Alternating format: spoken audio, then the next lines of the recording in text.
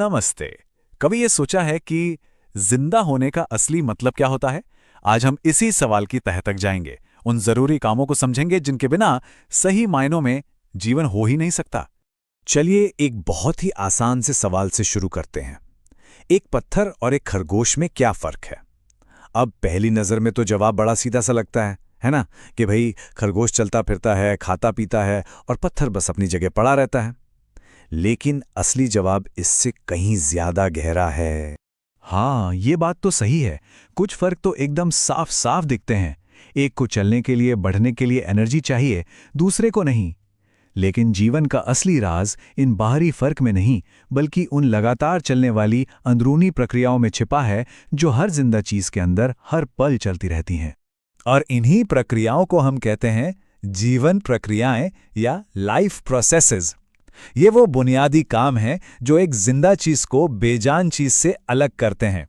ये वो non negotiable jobs हैं जिनके रुक जाने का मतलब है सीधा सीधा जीवन का अंत। तो चलिए इन कामों को एक एक करके समझते हैं।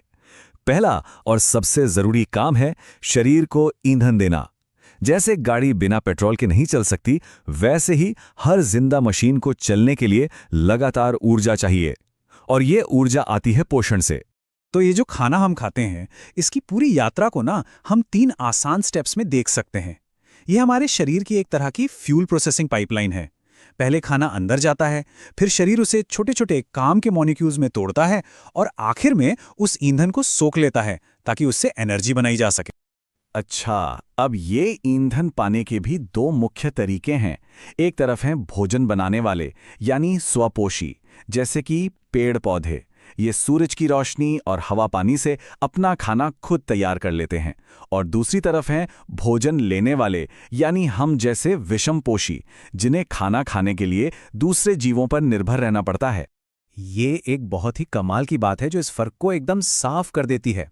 हम असल में खाना बनाते नहीं हैं, हम तो बस उसे पकाते हैं। असली शेफ तो पौधे हैं जो सिर्फ धूप, पानी और हवा से ही सबके लिए खाना बना देते हैं। तो ठीक है, खाना शरीर में आ गया, मतलब ईंधन तो पहुंच गया।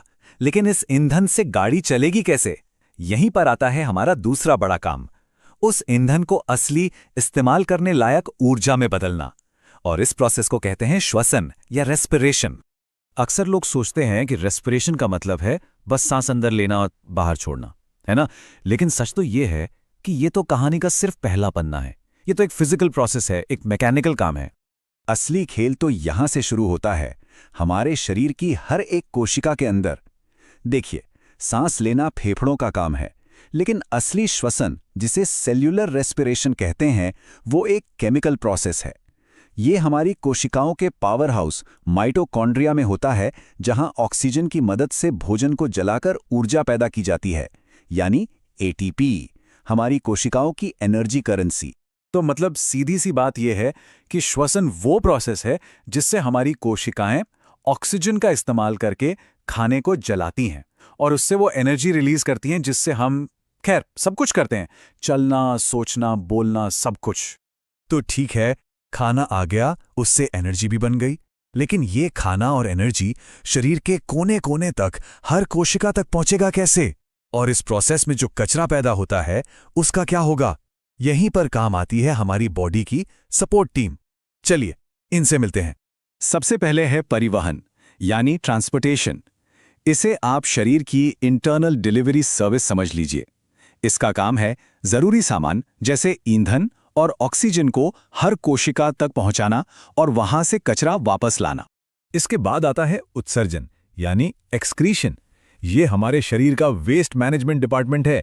इसका काम है अंदर के माहौल को साफ सुथरा रखना और जहरीले कचरे को शरीर से बाहर निकालना, ताकि हम बीमार ना पड़ें।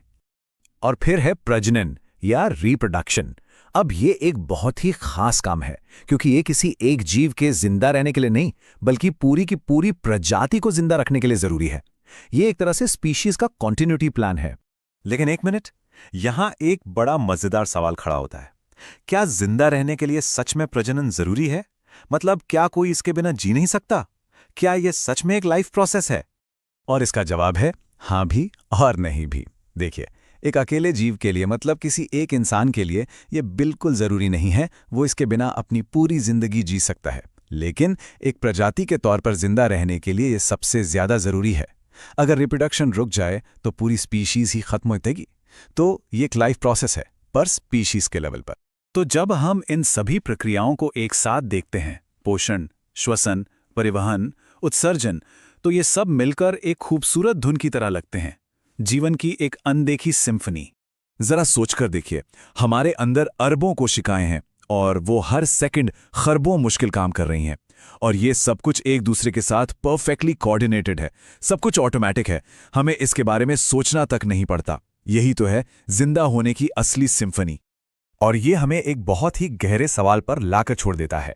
अगर हमारे जिंदा रहने के लिए ये सारे जरूरी काम हमारा शरीर खुद ब खुद हमारे बिना सोचे समझे कर रहा है, तो फिर हमारा असली काम क्या बचा है?